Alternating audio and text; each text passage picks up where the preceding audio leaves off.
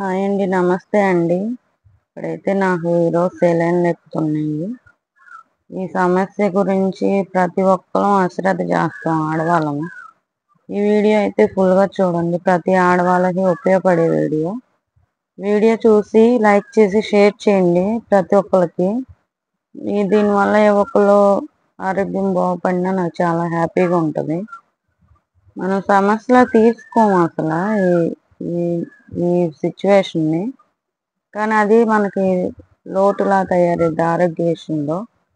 Video చూడండి friends, support చేయండి. Hi friends, నమస్తే అండి. అందరూ బాగున్నారా?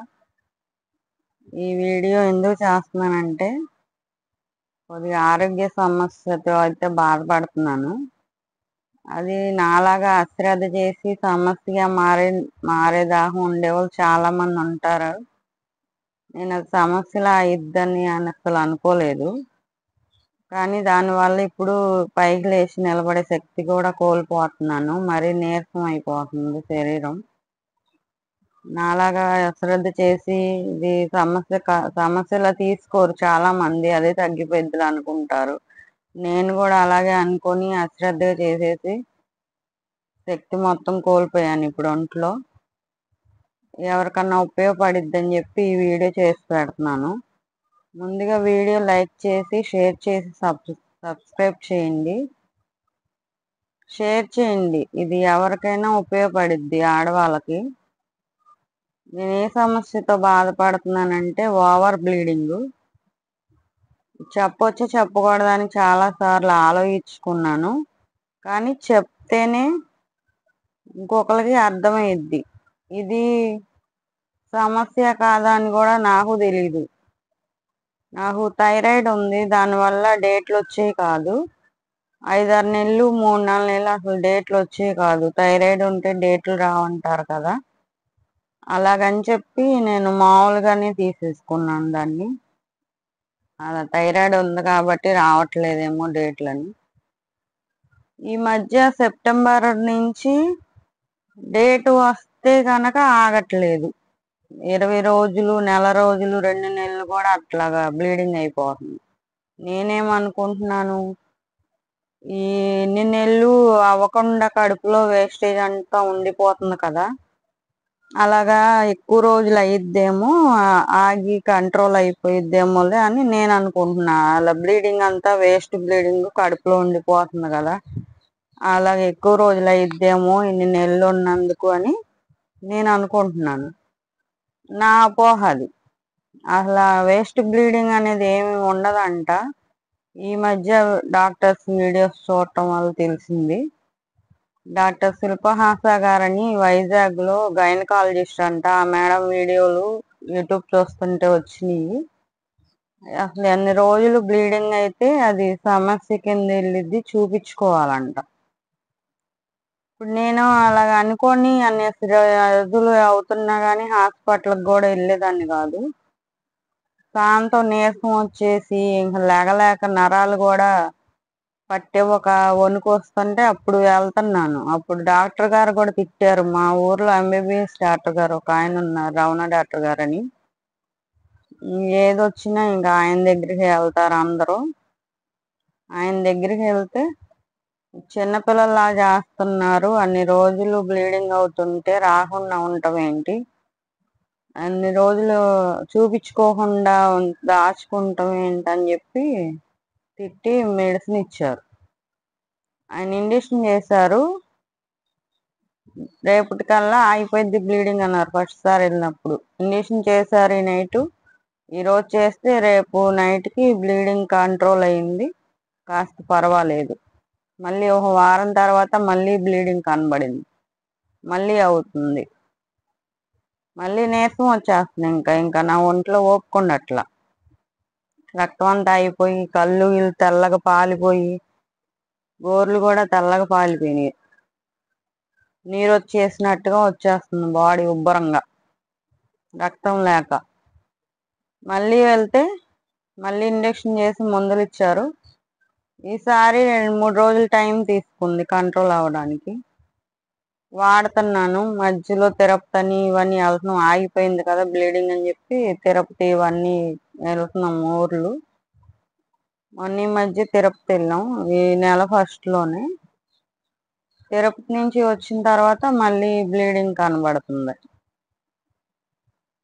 ఇంకా వారం దాటేసింది. మొన్న మంగళవారం వెళ్ళాను.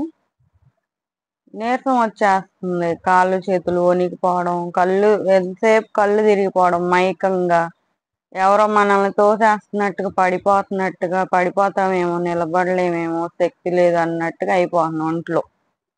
మరి రక్తం ఉంటేనే కదా మనిషి దమ్ముగా లేచి నిలబడగలుగుతారు. ఆ రక్తం లేక వీక్ వచ్చేస్తుంది, బాడీ వణుకులాగా వస్తుంది.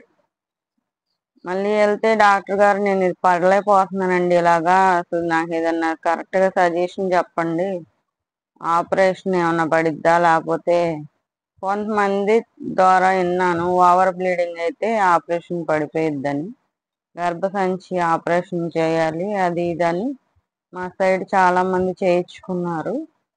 ఇలాగ ఏమైనా ఆపరేషన్ పడిద్ది అంటారా, లేకపోతే ఏంటండి, నాకు నీరసం వచ్చేస్తుంది, నిలబడలేకపోతున్నాను, నేను ఇంట్లో పని కూడా చేసుకోవడం కష్టం అయిపోతుంది అంటే, చూద్దామమ్మా, మెడిసిన్ మారుద్దాము, సీరియస్గా తీసుకొని కోర్సు వాడదాము, మళ్ళీ మంగళవారానికి రా వారం రోజులకి అని చెప్పి ఇంజెక్షన్ చేసి మళ్ళీ మెడిసిన్ ఇచ్చారు. ఈ మందులన్నీ అక్కడ తెచ్చుకున్న మందులే, ఇవి వాడుతున్నాను.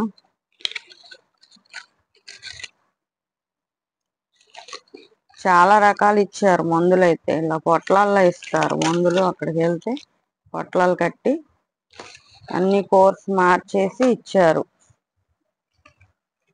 ఈ మందులు వేసుకుంటున్నా, ఈసారి కంట్రోల్ అవ్వలేదు. అంటే మంగళవారం వెళ్ళాను కదా, ఈసారి కోర్స్ మార్చి ఇవన్నీ ఇచ్చారు. మంగళవారం వెళ్ళాను, గురువారం ఇవాళ.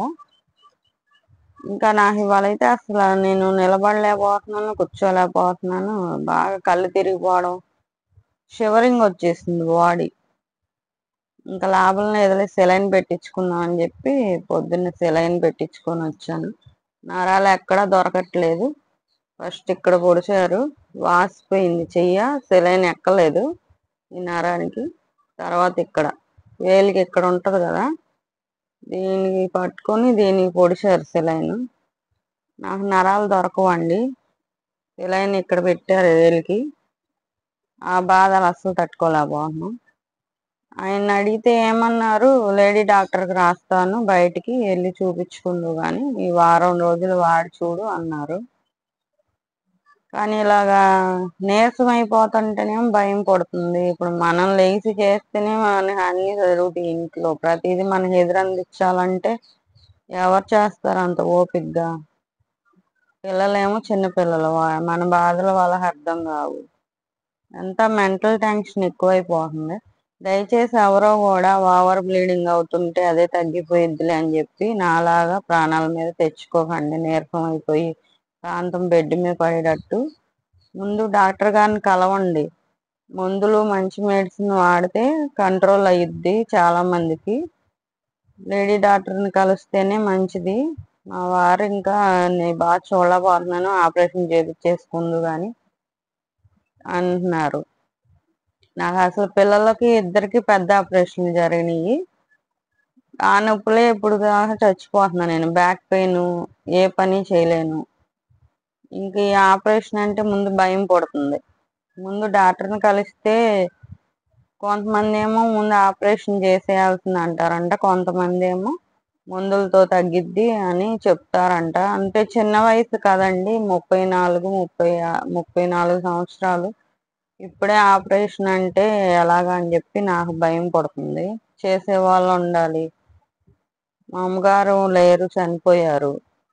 తల్లుంటే కనిపెట్టుకొని ప్రతిదీ జాగ్రత్తగా వండి పెట్టి మంచి చెడు బలం చూసుకుంటారు.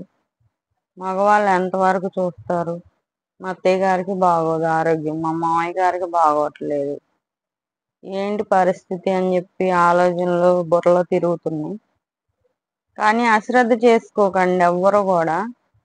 ఎక్కువ రోజు బ్లీడింగ్ అవుతుందంటే అసలు అశ్రద్ధ చేయొద్దు. ముందు డాక్టర్ దగ్గరికి వెళ్ళి చూపించుకోండి బ్లీడింగ్ కంట్రోల్ అవడానికి.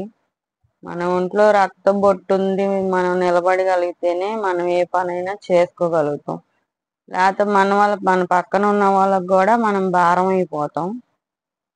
వాళ్ళు ఎంత ప్రేమగా చేసినా కానీ అన్ని విషయాల్లో చేయాలంటే చేయలేరు. వాళ్ళకి ప్రాబ్లమ్స్ అయిపోతాయి. ఇప్పుడు మా వారు నన్ను చూసుకోవాలంటే బాగోలేదని ఆయన షాప్ మానేసుకొని నన్ను చూసుకోవాలి. షాప్ మానేసుకుంటే మనకి ఫుడ్ ఎలా గడిచిద్ది? చేసుకుంటేనే కానీ గడవదు కదా. ఇన్ని మెంటల్ టెన్షన్స్తో మైండ్ అంతా పాడైపోతుంది. ఎవరన్నా వీటి గురించి తెలిసిన వాళ్ళు ఉంటే కొద్దిగా నాకు సలహా ఇవ్వండి. చేపించుకున్న వాళ్ళు ఉంటే చేపించుకోమంటారా, ఆగాల? ఇది డాక్టర్ గారిని కనుక్కుంటాను, నేను వెళ్ళి లేడీ డాక్టర్ చూపించుకుంటాను. కొంచెం మీలో ఎవరన్నా వీటి గురించి అవగాహన ఉంటే నాకు కామెంట్ రూపంలో చెప్పండి ఫ్రెండ్స్. నా ఛానల్ సబ్స్క్రైబ్ చేసుకోండి. ఇంకా ముందు ముందు ఇలాంటి వీడియోలు నేను ఎక్కడికి వెళ్ళి చూపించుకుంటున్నాను, ఏమంటున్నారు డాక్టర్స్ అనేది ప్రతిదీ వీడియో చేసి పెడతాను.